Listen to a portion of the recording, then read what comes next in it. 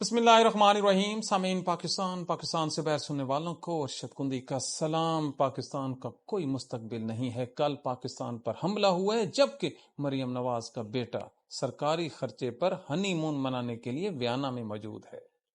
D G services academy نے کفایت شعاری کے نام پر جو بغیرتی کا مظاہرہ کیا ہے اس کو ذرا سنیے، پھر آپ کو پتہ چلے گا کہ پاکستان کا مستقبل کن ہاتھوں میں ہے. اس کے علاوہ بغداد میں امریکن سفارت خانے پر حملہ ہوا ہے. دل خوش ہو گیا ہے اور ایسی خبریں آ رہی ہیں تل ابیب سے کہ وہاں پر انٹرنیٹ پہلی دفعہ بند کر دیا گیا ہے. تو سب سے پہلے پاکستان کا کوئی مستقبل نہیں ہے. انہوں نے طیارہ خریدا اور طیارہ خرید کر اپنے بچوں کے حوالے کر دیا. آج وہ وی آئی پی جو گلف سٹریم طیارہ ہے یہ 7 گھنٹے کی لاہور سے مسافت کے بعد ویانا لینڈ کر گیا ہے. اس میں سوار ہے جنید ستر اور اس کی نئی نویلی دلہن. وہ گئے ہیں ادھر جنگ لگی ہوئی ہے، ادھر ان کے اپنے ہنی مون ہو رہا ہے. کیا بات ہے. ٹھیک ہے 7 گھنٹے کی اس پرواز پر جو خرچہ ہے، اس طیارے کی 1 گھنٹہ اگر یہ پرواز کرے تو $14,000. یہ جو پاکستانی بیر بیٹھ کے ڈالر کما رہے ہیں نا، ان کے لیے خرچہ کتنا ہے 1 گھنٹے کا 14,000. تو آپ 7 سے ضرب دیجئے. اس کے علاوہ جو لینڈنگ فیس ہے، جو پارکنگ فیس ہے، جو عملے کے اخراجات ہیں وہ اس کے علاوہ ہیں. تو ان شارٹ 4 کروڑ روپیہ صرف جانے دا خرچہ نے. ابھی وہاں پر پھریں گے، پھر گھومیں گے، پھر اس کی ہوگی. اس کو کہتے ہیں پاکستان صحیح سمت میں جا رہا ہے. تو یہ جو سٹوری ہے یہ بریک کی ہے صحافی محمد وقاص صاحب. تو سلام ہے پاکستان کے ان صحافیوں کو، کم از کم ان جیسوں کو بے نقاب کریں. تو اب آپ بتائیے کیا پاکستان کا مستقبل محفوظ ہے؟ ادھر ہفتے کی 3 چھٹیاں ہیں، عدالتوں کی، سکولوں کی، کہ فیول بچے. کتنا فیول استعمال کر لینا تھا بچوں نے اور عدالتوں کے عملے نے. 4 کروڑ کا ایک ٹرپ پڑا ہے، صرف آنے کا، جانے کا علیحدہ ہے. اور یہ بات پاکستان کے ججوں کو پلیز بتا دیجئے کہ جس شخص کو ہٹا کر ان لوگوں کو لایا گیا تھا نا، ان کے یہ کرتوت ہیں. اور 3 کروڑ کا نقصان پہنچانے کے لیے کہ جرم میں 14 سال کی سزا آپ لوگوں نے ان کو دی ہے. تو پاکستان کے ججوں کو جھنجھوڑیے ضرور. انہوں نے انصاف تو نہیں کرنا. ہو سکتا ہے آپ کی آواز اللہ عرش معلیٰ تک پہنچ جائے، جو پہنچنی نہیں ہے، کیونکہ ان لوگوں کا حالت ہے نا بہت برا ہونا انشاءاللہ العظیم. اب آپ دیکھیے پاکستان کا ایک ڈی جی سروسز ہے. اس شخص نے جو کفایت شعاری کی مہم چلی ہوئی نا، کتنا بدبخت ملک ہے اور کتنے چھوٹے اور گھٹیا قسم کے اس ملک کے اوپر راج کر رہے ہیں لوگ. یہ وہ شخص ہے جو اس ملک کے سول سروسز لوگوں کو ٹریننگ دیتا ہے، جنہوں نے اس ملک پر راج کرنا ہے. تو ان کا جو استاد محترم ہے، اس کی کمینی حرکت دیکھیے کہ یہ سائیکل پر چلانے کے لیے پہلے گاڑی آتی ہے، گاڑی میں یہ خود بیٹھتا ہے، اس گاڑی کی ڈگی میں اس کا سائیکل رکھا جاتا ہے، پھر سائیکل اتارا جاتا ہے ایک ملازم کا، یہ موصوف سائیکل پہ بیٹھتا ہے اور جو گاڑی ہے جس کا فیول بچانا ہے اس سے مووی بنائی جاتی ہے. تو اٹھائیے نا جوتا، بڑا کرارا قسم کا جوتا اٹھائیے اور اس کے منہ پر دے ماری. کہ اس سے بڑا مذاق دنیا کی کسی قوم میں، کسی معاشرے میں یہ ہو سکتا ہے؟ چھوٹے چھوٹے آپ کے بچے ہیں، رمضان شریف کے روزے رکھتے ہو، 2 روپے کے پکوڑے اور 10 روپے کا سموسہ لے کر افطاریاں کرتی ہے پاکستان کی عوام. اور میں حلفاً کہتا ہوں آپ گاؤں میں جائیں، وہاں پر محض پانی اور نمک کے ساتھ کوئی اچھا گھر ہو تو کھجور کی 2 گٹلیاں مل جاتی ہیں، ان کے ساتھ سارے دن کا روزہ افطار کرتے ہیں. نہیں تو پاکستان کی سڑکوں پہ دیکھیے لوگ قطاروں میں لگ کر فقیروں کی طرح روزے افطار کر رہے ہیں. اور یہ کیا کر رہے ہیں؟ یہ کیا کر رہے ہیں؟ اللہ تللوں میں یہ قوم کی خدمت کی جا رہی ہے. تو پھر کہتے ہو پاکستان کا مستقبل روشن ہے. کل رات کو جو پاکستان پہ اٹیک ہوا ہے ڈرون کا، وہ تو شکر پڑے پاکستان کی فضائیہ کی. ان کے ہوتے ہوئے انشاءاللہ پاکستان کو کچھ نہیں ہوتا، کچھ نہیں ہوتا. فضائیہ پہ ہمیں مان ہے، پوری دنیا جانتی ہے. انہوں نے ڈرونز کو مار گرایا۔ رات کو پاکستان نے کندھار پر 50 کے قریب کابل اور کندھار پر حملے کیے، جنگ لگی ہوئی ہے، اور جنگ کے جو اثرات ہیں وہ عوام برداشت کر رہی ہے، اور جو حکمران ہیں ان کے اپنے عللے تللے ہیں۔ تو کون کہتا ہے کہ یہ جو موجودہ رجیم اور یہ شریف خاندان ہے یہ پاکستان سے مخلص ہے؟ بتائیے نا یار۔ یہ جو دو خبریں ہیں، یا تو پھر صحافی وکاس کو پکڑ لیجئے یا ڈی جی کو لمحہ پائیے روڈ کے اوپر کہ یار کتنی کھچا ہو تم لوگ پاکستان کے ساتھ، تم کر کیا رہے ہو؟ تو یہ وہ حالات واقعات ہیں۔ ایک شخص نے آج ایک ویڈیو بنائی ہے، وہ کہتا ہے مجھے سمجھ نہیں آتی، بابر اعظم کی جگہ انہوں نے شامیل حسین، وہ جو ایک صحافی ہے، یہ اللہ کی شان دیکھیں، یہ پاکستان کے کالجز میں لیکچرز بھی دیتا ہے، طلعت حسین، اس کے بیٹے کو شامل کر لیا گیا۔ ارے او بھائی، جس طرح عمران خان کی جگہ پر شہباز شریف کو لایا گیا، اسی طرح کا میرٹ ہے۔ وہ جس طرح پاکستان کی سپریم کورٹ میں وہ منصور شاہ صاحب تھے یا عطر من اللہ تھے، ان کی جگہ پہ یا افریدی کو لایا گیا اور سرفراز ڈوگر کو لایا گیا۔ تو تمام کا تمام ملک اسی طرح چل رہا ہے۔ اب مریم نواز کیا میرٹ پہ آئی ہے؟ محسن نقوی میرٹ پہ آیا ہے، بلاول بھٹو میرٹ پہ آیا ہے، اور نہ بھائی نہ، وہ جو رات کو گورنر لگایا ہے جس کے 2 دانت ادھر نہیں ہیں، آپ نے کبھی تصویر دیکھی ہے اس کی؟ یہ نئے پاکستان کے گورنر کی ادھر 2 دانت بھی نہیں ہیں، اور تقریر کیا کی ہے فوج کے خلاف، اس کو انعام ملا ہے، اور پی ٹی آئی کے لوگوں نے نعرے لگائے، ان کو جیل ملی ہے۔ اس طرز فکر کے ساتھ آپ پاکستان کو آگے لے کر جا رہے ہیں تو مائی لو، یہ آگے صرف آپ ہی جائیں گے، قوم اور پاکستان پیچھے رہ جائے گا۔ بالکل اس ضمن میں کوئی پاکستان کا فیوچر نہیں ہے، ایسے ہی دھکے کھا رہے ہیں۔ یقین نہ آئے نا تو مولانا فضل الرحمان کی آج کی ایک سٹیٹمنٹ دیکھیں۔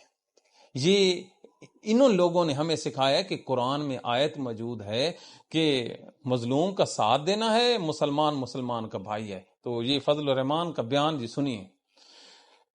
اس کو یہ بھی نہیں پتا کہ ایران اور امریکہ کی جنگ لگی ہوئی ہے اور وہاں پر ہزاروں لوگ جو ہیں وہ شہید ہو چکے ہیں۔ یہ کہتے ہیں جی اگر پڑوس میں جنگ لگی، یہ دین کا عالم ہے، اگر پڑوس میں جنگ لگی اور وہ پھیلی تو اس کا نقصان ہوگا۔ بڑی راکٹ سائنس ہے، نہ امریکہ کی مذمت نہ ایران کی حمایت، یہ ہے نا۔ پھر کہتے ہیں پاکستانی ملا کے پیچھے کھڑے نہیں ہوتے، کھڑے کیا خاک ہونے ہیں۔ ان لوگوں کی کیا کریڈیبلٹی ہے؟ یہ جائیں ڈونلڈ ٹرمپ کے ساتھ ناشتے کریں۔ وہ ایک آج کل سوشل میڈیا پہ نا عدیل سحر نامی ایک پاکستان کا جو مذہبی سکالر ہے، اس نے وہ اہل حدیث کا جو ہے ابتسام ظہیر، اس کو کیا اس نے کہا کیوں گئے تھے جی ادھر؟ تو اس نے کہا میں نے مشورہ کیا، انہوں نے کہا آپ نہیں جائیں گے تو اور چلا جائے گا، اس وجہ سے میں چلا گیا۔ واہ پاکستانیوں واہ، جس ملک کے مذہبی سکالرز اور نمائندوں کی یہ سوچو کہ ایک کو یہ نہیں پتا کہ ساتھ جنگ ہو رہی ہے، دوسرے کو یہ نہیں پتا کہ میں نہ گیا تو کوئی اور چلا جائے گا، لہٰذا میں جا کے پہلے بہ جاؤں۔ تو جب یہ اس قسم کے حالات ہوں تو آپ کس کو روئیں گے؟ آج آپ نے دیکھا مریم نواز کا بیٹا ہنی مون پہ، ڈی جی سروسز جنہوں نے ملک پہ راج کرنا ہے، جھوٹ کا پلندہ، ان کے نام غیرت اور شرم بھی نہیں ہے، کھیلوں میں سفارشی، اور مذہبی طبقہ جو ہے اس کا اپنا جھوٹ دیکھیں۔ تو اب آپ دل پہ ہاتھ رکھیے، رمضان کا مہینہ ہے، جمعۃ الوداع بھی گزر گیا ہے نا، اس ٹائم ایمان تازہ ہوتا ہے۔ یہ پاکستان کے وہ 4 اینگل ہم نے آپ کو بتائے ہیں۔ اس کے بعد مجھے بتائیے آپ کے بچوں کا مستقبل کیا ہے؟ کس طرح سے آپ اپنے بچوں کو اس ملک میں آسمان پر پہنچا دیں گے، ان کی ترقی کا راز کھولیں گے؟ کس کا بازو پکڑ کر آپ جائیں گے؟ کوئی ہے؟ جب چاروں طرف سے اندھیرا ہی اندھیرا ہے، جب فکری سوچ ہو، تو پھر اللہ تعالیٰ کیا کہتا ہے قرآن میں کہ میں ان لوگوں کو نصیحت دیتا ہوں جو نصیحت کو پکڑتے ہیں۔ تو کیا آپ لوگ اس کو اسیس کریں گے کہ کن لوگوں کے ہاتھ میں آپ کا ملک ہے؟ تو پھر بربادی تو ہونی ہے نا۔ اب ہم چلتے ہیں ایران کے اوپر۔ ایران نے خوش کر دیا ہے جی۔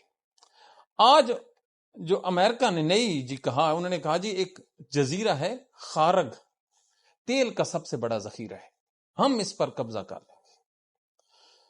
تو دوسری طرف جو ایران کی جو ٹاپ لیڈرشپ ہے ان کی امداد دینے والے کو $10 ملین کا انعام رکھا گیا. اور ان عقل کے اندھوں کو یہ نہیں پتا کہ کل علی لاری جانی تہران کی سڑکوں پر عوام کے ساتھ نعرے لگاتا رہا امریکہ مرد آباد، جبکہ ان لوگوں نے اس کی اطلاع دینے والے کو $10 ملین کا انعام رکھا ہے.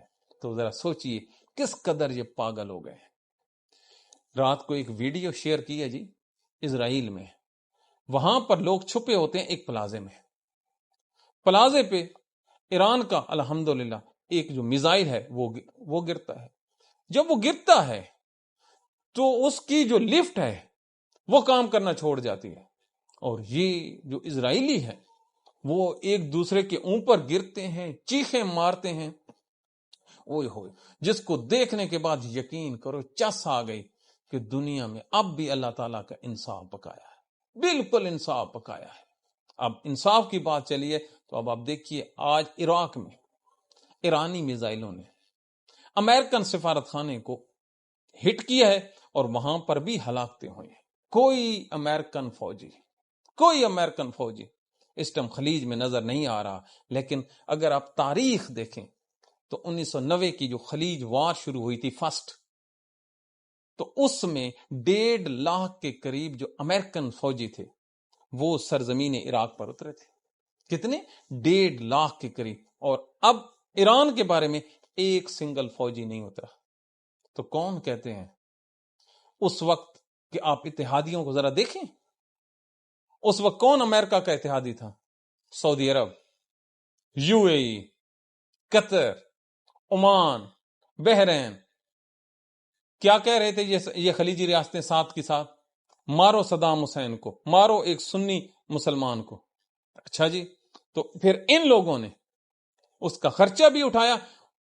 غور کیوں نہیں کرتے 1.5 لاکھ امریکن فوجیوں کا خرچہ سعودی عرب اور خلیجیوں نے مل کے اٹھایا تھا. اور یہاں پر 2 مہمان گھر میں آ جائیں تو لالے پڑ جاتے ہیں کہ ان کو 3 وقت کی روٹی کہاں سے کھلائیں گے. 1.5 لاکھ مسلح فوجی اور 3 امریکی بحری بیڑے یہ آئے تھے، ان عربیوں نے منگوائے تھے اپنے بھائی کو مروانے کے لیے. اور اس میں کتنے آدمی قتل ہوئے سنیے، 4,61,000 عراقی اس میں مارے گئے تھے.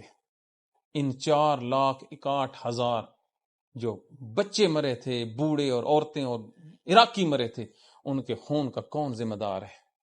کون؟ کیا یہ عربی نہیں ہے؟ کیا سعودی عرب اس کا ذمہ دار نہیں ہے 4 لاکھ کا؟ کہ صرف امریکہ ہے؟ انصاف کیوں نہیں کرتے یار؟ اللہ نے تو آپ کو کہا ہے تولو تو پورا تولو، جب کیوں نہیں تولتے؟ 4,61,000 عراقیوں کا جو قاتل ہیں یہ ہی مسلمان ہیں جنہوں نے اپنے نام کے آگے محمد اور اینڈ پہ احمد رکھے ہوئے ہیں کہ ہم اللہ کے بندے ہیں، ہم احمد کے بندے ہیں اور محمد ہمارا سب کچھ ہے. محمد تو آپ کا کچھ بھی نہیں ہے. میرے نبی نے تو اپنے قرآن کے ذریعے سے ہمیں بتا رکھا ہے جس نے ایک انسان کو قتل کیا اس نے پوری انسانیت کو قتل کیا. ارے آپ لوگوں نے تو عراقیوں کی نسل ختم کر دی. تو آپ کہتے ہیں کیا تاریخ آپ کو یاد بھی نہ کرے؟ تو تاریخ بھری پڑی ہے. یہ تو جنگ سے اللے تللے اور ہمارے حکمرانوں کے ختم نہیں ہوتے. یقین کریں ایک ایسا ہم تاریخی پروگرام کریں گے، آپ کانوں کے ہاتھ لگائیں گے کہ ان لوگوں کا اسلام سے یا اسلام کی شریعت سے کوئی تعلق واسطہ نہیں ہے، بالکل جھوٹ ہے.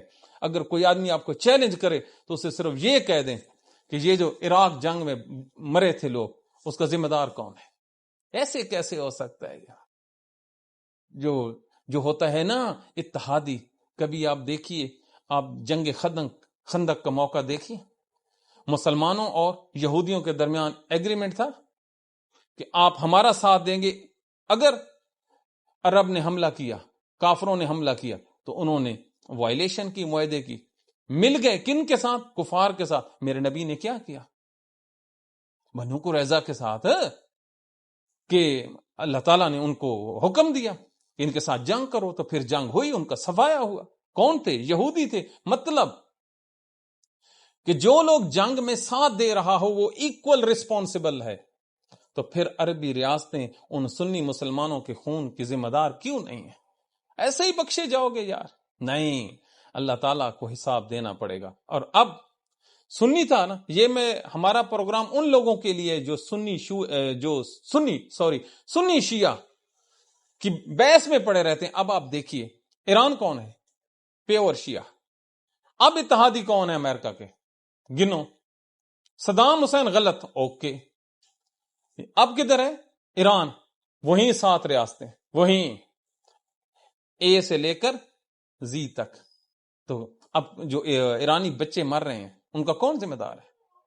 یہی لوگ ذمہ دار ہیں، یہی پیمنٹ کر رہے ہیں۔ اور اب تک کل پاکستان کے جو فوجی جنرل ہے عاصم منیر، اس کی جو سعودی عرب کے جو پرنس ہے، نام دیکھیں پرنس، کیا خلافت میں کبھی بادشاہ ہوتا ہے؟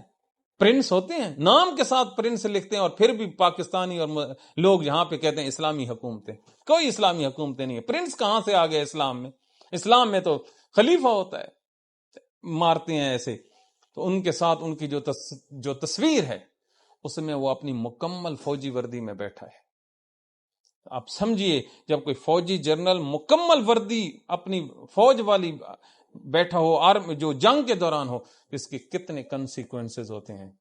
تو ڈریے ڈریے۔